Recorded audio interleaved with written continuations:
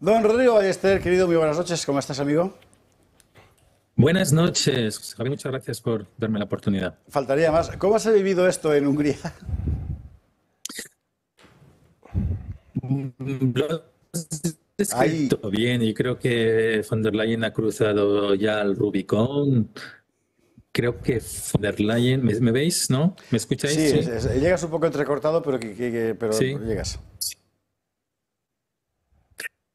Bueno, von der Leyen ha perdido la compostura, lo decía bien Bouchard, es una cuestión de sectarismo, ya es un sectarismo ya sin desbocado, ya ni siquiera se oculta y es verdad que es la primera vez que una presidenta de la comisión utiliza su cargo pues para hacer un meeting político, cuando la naturaleza de la comisión es totalmente diferente, que bien se lo ha recordado Orbán, ¿eh? Bien se lo ha recordado Orbán. También es verdad que al final le ha salido completamente el tiro por la culata.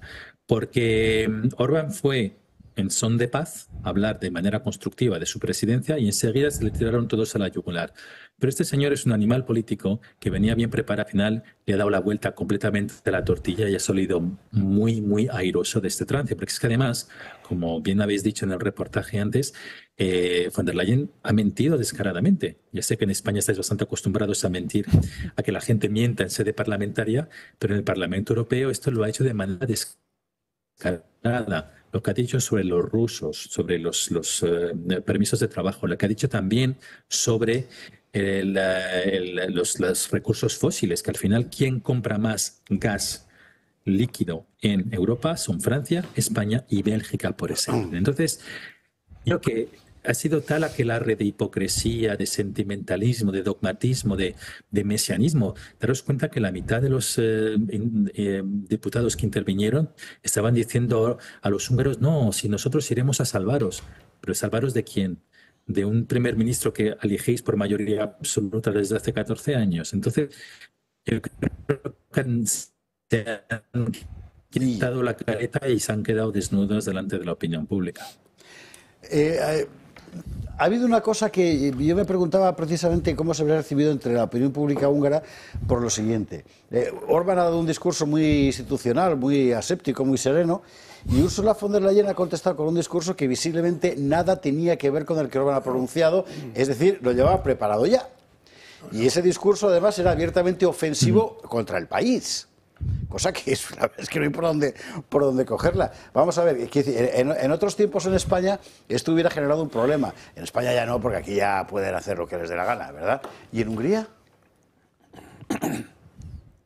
De Pues desafección respecto a Europa, quiero decir, respecto a la Unión. en Hungría la verdad es Bien, que ¿dónde estábamos? Efectivamente, en la repercusión en la opinión pública húngara, que era lo que más me llamaba la atención ¿cómo decir? Por el carácter tan absolutamente personal, o si quieres, nacional, del discurso de Ursula von der Leyen. Estaba explicando a Alejo Vidal Cuadras que con toda seguridad lo había preparado, lo había hecho su gabinete, no creo que fuera ella esta noche, ¿verdad?, en unas jornadas de café y cigarrillos, y de entrada era un discurso puramente ideológico dirigido a la caricatura de Hungría que se presenta en los medios progres occidentales.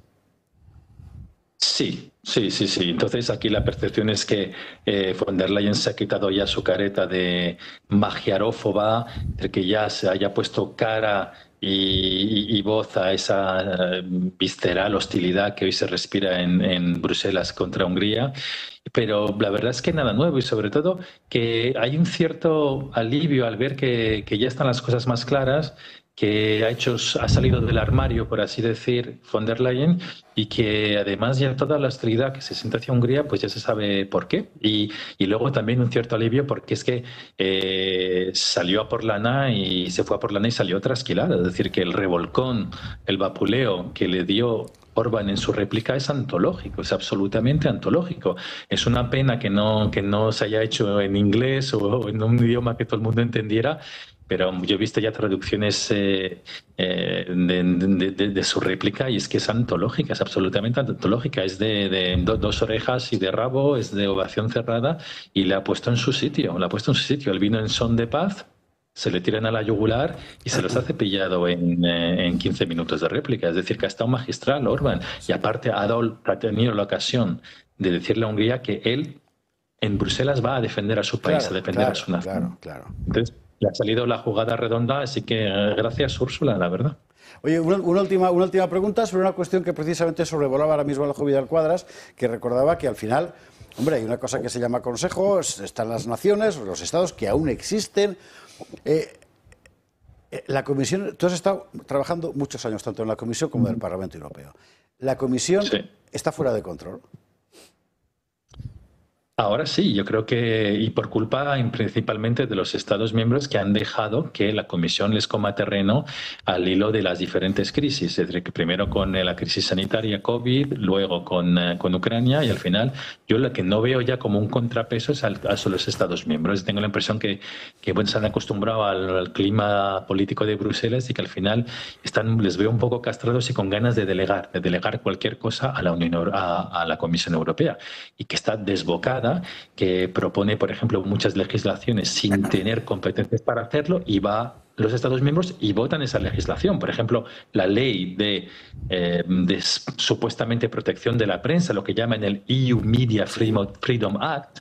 No me quiero poner demasiado jurídico, pero uno va a ver la base jurídica que utiliza, es decir, la justificación que utiliza la Comisión para poner esa ley y no tiene ni pies ni cabeza, es decir, que se inventan una competencia que no tienen.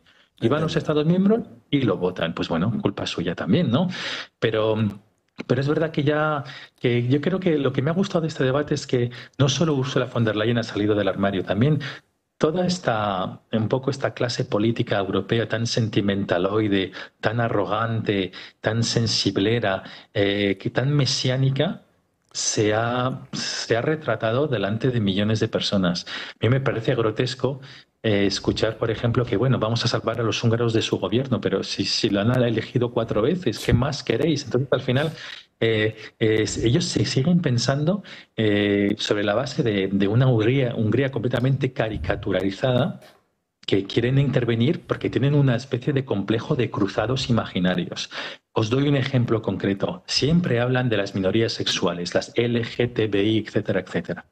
Pero ¿cómo puede venir una alemana a dar lecciones si la diferencia entre una marcha del orgullo en Hungría y otra en Alemania es que en Hungría no hay ningún ayatolá loco que venga a degollar a los gays por la calle? Eso ha ocurrido, estaba a punto de ocurrir en Noruega, ha estado a punto de ocurrir en Austria, ha ocurrido en Münster, en Alemania.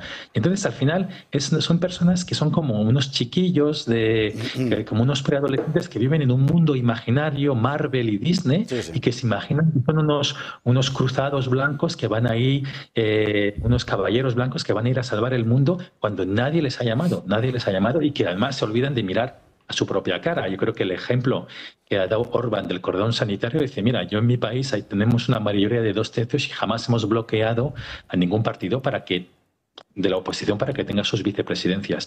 Es exactamente lo que ha hecho toda la Unión Europea contra los patriotas. Es decir, que ya están tan alejados de la realidad, José Javier, que es que ni siquiera solo se fijan en la paja ajena sin ver el pedazo de viga que tienen en los ojos. Rodrigo Ballester, un abrazo muy fuerte, gracias mil por estar con nosotros esta noche aquí en el Gato. Rodrigo Ballester, director del Centro Matías Corvino de Budapest, y ya digo, funcionario larguísimos años en las instituciones europeas. Juan Antonio de Castro ya da la palabra, y Miguel Ángel e Ignacio. No, yo creo